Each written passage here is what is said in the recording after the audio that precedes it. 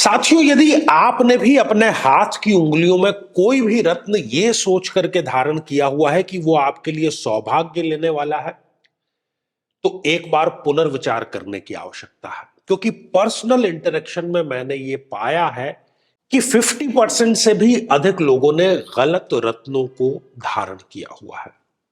रत्न धारण करने का केवल एक ही पैमाना है और वो है लग्न कुंडली में योग कारक जो ग्रह है, केवल उसी का रत्न धारण करना है।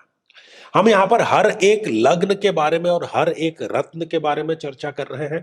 यदि अभी तक आपने अपने लग्न से संबंधित एपिसोड नहीं देखा है तो यहां आई बटन में हमने आपको उसका लिंक प्रोवाइड करा दिया है, जाकर के जरूर देखना, जानना और समझना चाहिए।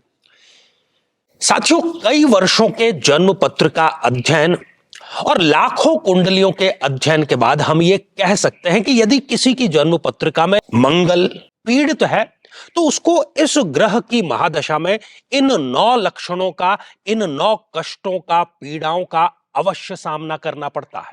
शत्रु बाधा, अपने ही भाइयों से पीड़ा, साहस की कमी, बार बार दुर्घटनाएं होना, व्यक्ति का अत्यधिक क्रोधित होना, रक्त अर्थात ब्लड में किसी न किसी प्रकार का विकार होना, किसी बीमारी में ऑपरेशन तक की नौबत आ जाना या किसी बीमारी का बढ़ करके कैंसर का रूप धारण कर लेना, और बड़ी चीज कि शादी योग्य उम्र होते हुए भी व्यक्ति का विवाह ठीक समय पर संपन्न नहीं हो पाता। लेकिन साथियों, यदि आप भी इन सभी कष्टों से स्थायी और सटीक मुक्ति प्राप्त करना चाहते हैं तो उसका तरीका है इस ग्रह की महादशा मंत्र साधना दीक्षा, जो विशेष रूप से आपके नाम, आपकी जन्मतिथि के अकॉर्डिंग की जाएगी। और गुरु दीक्षा के माध्यम से अभिमंत्रित माला भी आपको प्रदान की जाएगी, ताकि न केवल ये सारे कष्ट दूर हों बल्कि ये पूरी की पूरी महादशा आपके लिए शांतिदायक और सुख समृद्धिदायक साबित हो। तो मेरे बहुत ही प्रिय और बेहद सम्मानित साथियों, हृदय की असीम गहराइयों से अभिनंदन, बहुत बहुत हार्दिक स्वागत। साथियों, ये रही तुला लग्न की एक जन्म पत्रिका और तुला लग्न में बुध देव एक अति योग कारक ग्रह होते हैं। लेकिन पुनः आपको याद दिला दूं कि योग कारक है या नहीं, ये उसकी प्लेसमेंट जो है वो डिसाइड करती है। आप कितने ही योग्य हैं, कितने ही समझदार हैं, लेकिन यदि आप शराब के अड्डे पर जाकर बैठ जाएंगे तो फिर आप संस्कारित नहीं रहे। यदि बुध देव इस जन्म पत्रिका में लग्न में ही विराजमान है तो आप बुध का रत्न पन्ना, अंग्रेजी में जिसको एमरल्ड कहते हैं, या उसके जितने भी उपरत्न हैं वो अवश्य धारण करें। आपके लिए वो चौतरफा फायदा लेकर के आएंगे, शरीर के स्तर पर भी, मन के स्तर पर भी, भौतिक स्तर पर भी। व्यापार करते हैं, नौकरी करते हैं, हर तरफ आपके वो पॉजिटिव चीजें लेकर के आएगा।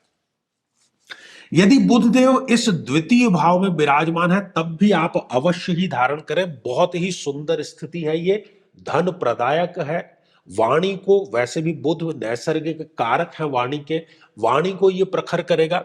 और साथ ही बुध जो है यहां पर आपके कुटुंब, अपने परिवार में आपकी जो इज्जत है उसको बढ़ाने का कार्य करेगा। साथियों, बुध यदि इस तृतीय भाव में विराजमान है यहां पर भी आप अवश्य ही धारण कर लें, क्योंकि ये पराक्रम का भाव है, साहस की वृद्धि करेगा। रिस्क लेकर के कोई कार्य कर रहे हैं उसमें आपका बचाव करेगा। भाइयों से जो संबंध है वो बेहतर कराने का आपके ये कार्य करेगा। मेहनत थोड़ी सी बढ़ाएगा लेकिन उसका रिजल्ट भी आपको ये देर सवेर अवश्य दे देगा। साथियों, बुध देव यदि इस चतुर्थ भाव में विराजमान है तब भी आपको अवश्य ही धारण करना चाहिए। यहां यदि आप धारण करेंगे तो माता के स्वास्थ्य को लेकर के कोई चिंता है तो वो चिंता आपकी दूर अवश्य होगी। अपना घर, अपनी गाड़ी खरीदने का जो सपना है उसको ये पूरा करेगा और आपके सम्मान में भी ये वृद्धि करने का कार्य अवश्य करेगा। साथियों, बुध देव यदि इस पंचम भाव में विराजमान है तो यहां पर भी आपको अवश्य ही धारण कर लेना चाहिए। यहां पर यदि आप धारण करते हैं तो ये संतान प्रदाता है, संतान सुख, संतान से सुख, आकस्मिक धन ये आपको प्रदान करेगा। प्रेम संबंधों में बेहतरी ये लेकर के आएगा। प्रेम संबंधों को यदि विवाह में तब्दील कराना है तब भी ये आपके लिए सहायक अवश्य होगा। साथियों, बुध देव नीच राशि के होकर के यदि इस छठे भाव में विराजमान हो जाएं तो आपको धारण नहीं करना चाहिए। इसलिए नहीं धारण करना चाहिए क्योंकि ये ईएनटी से संबंधित कोई बीमारी आपको, नाक कान गला जिसको कहते हैं, वो दे सकता है, वाणी विकार दे सकता है, शत्रुता आपको ये देगा, छोटी बड़ी जेल यात्रा तक का ये योग आपके अवश्य बना देगा। साथियों, बुध देव यदि इस सप्तम भाव में विराजमान है तब आपको अवश्य ही धारण कर लेना चाहिए। विवाह में यदि देरी हो रही है तो शीघ्र विवाह हो जाएगा।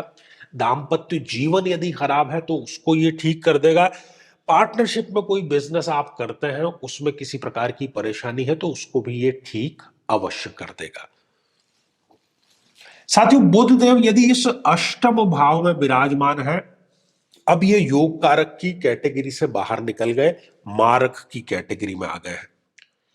तो इस स्थिति में कदापि आपको पन्ना धारण नहीं करना है। ये मृत्यु तुल्य कष्ट आपके लिए लेकर के आएगा। व्यापार में, नौकरी में चौतरफा आपको कोई ना कोई शत्रु घेर ही लेगा। अज्ञात भय और छोटी बड़ी जेल यात्रा, हॉस्पिटल के खर्च, ये सब ये करके आपको अवश्य दे देगा। साथियों, बुध यदि स्वग्रही होकर के इस नवम भाव में विराजमान है तो अवश्य ही आप धारण करें। भाग्योदय कारक ये है। Personal life, professional life, spiritual life, तीनों लाइफ में ये आपको एक्सीलेंस की तरफ लेकर के जाएगा। छोटी बड़ी विदेश यात्राएं भी कराएगा। मीटिंग्स सारी की सारी आपकी ये फ्रूटफुल अवश्य कराएगा।